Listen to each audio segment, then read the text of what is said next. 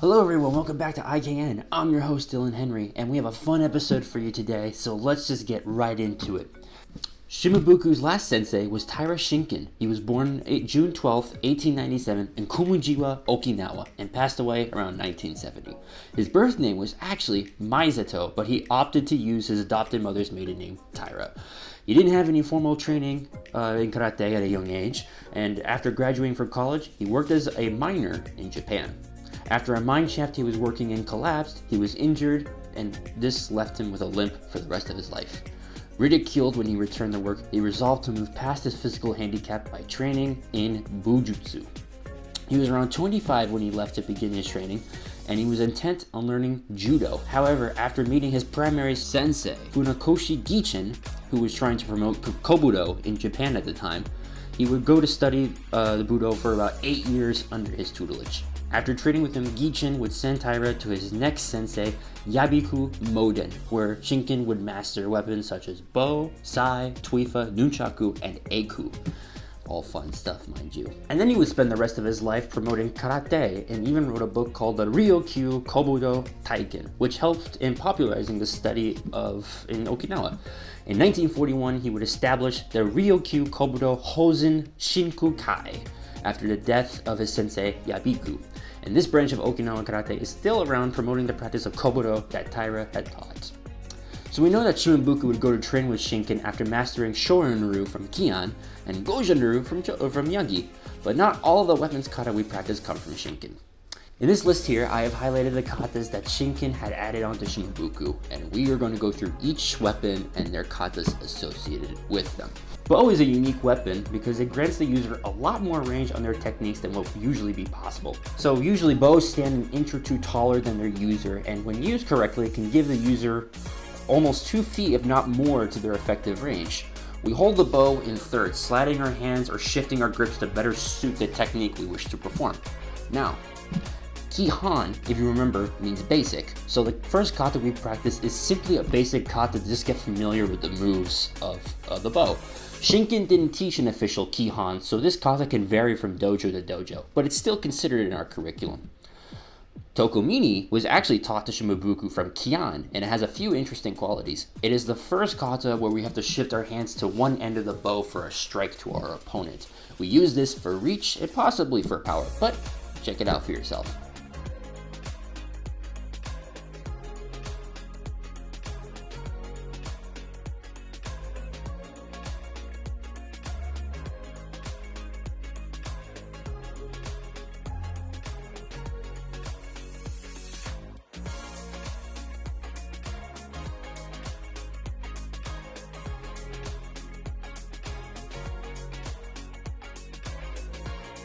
Urashi being the first bow kata that was taught by Shinken is interesting because it is the first kata which we are emphasized to bring our feet together when we come for a guard. We don't do this in my dojo's Kihan or in Tokomini, but it's a small detail that is still important to emphasize. This is the only kata to my knowledge to have a baseball-like swing where we bring our hands together and swing into our opponent's leg, shattering it.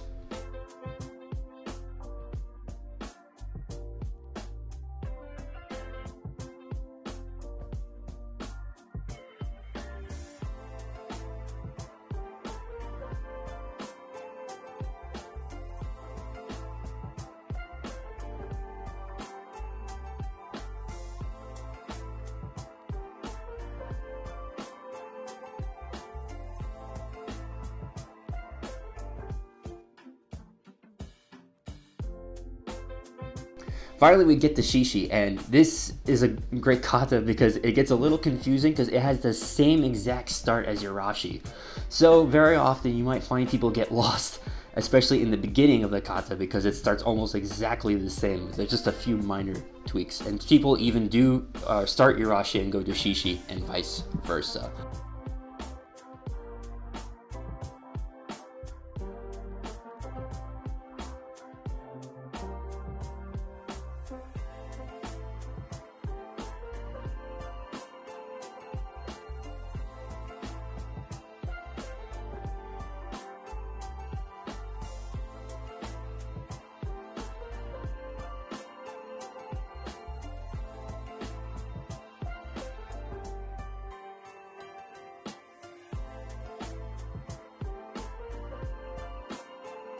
moving on to Sai. You probably remember these from the Ninja Turtles, but it's an official weapon. So when we grip the Sai, we grip it like this with our finger usually extended over the blade. And what we want to do with this is make sure that the Sai runs from our hand to our elbow.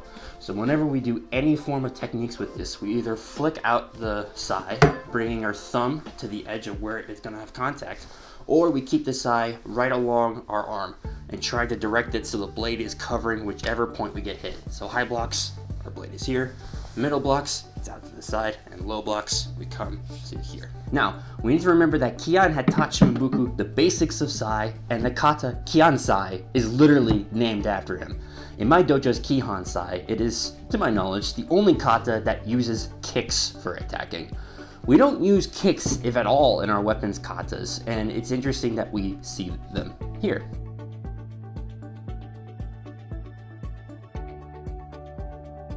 Now, Kian Sai has an opening very similar to Seiyuchin kata, and it's a cool detail to kind of examine and just kind of look at. So, enjoy.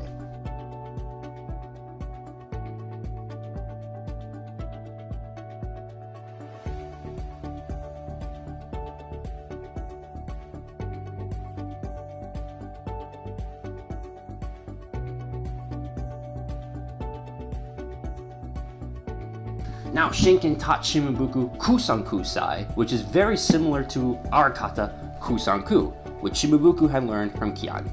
Comparing the two, we see the moves are very similar, except at the end where there is a little bit added on to the Sai kata.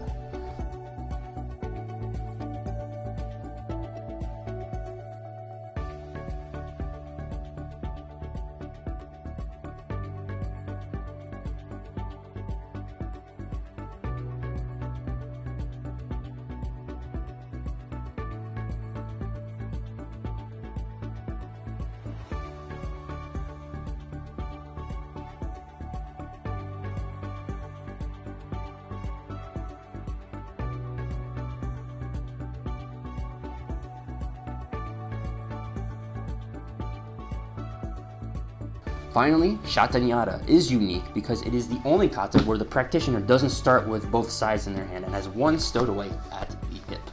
And it has probably my favorite Kamayer guard at the very end.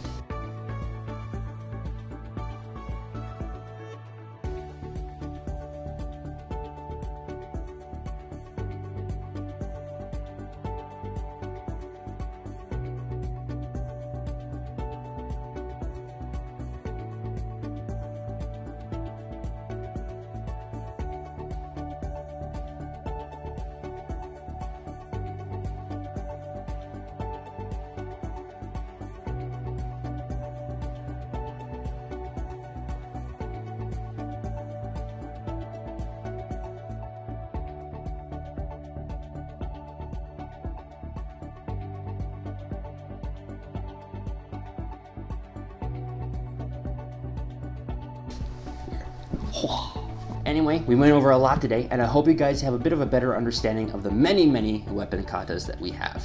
We didn't go over Nunchaku or Tuifa, but maybe in a future video we will.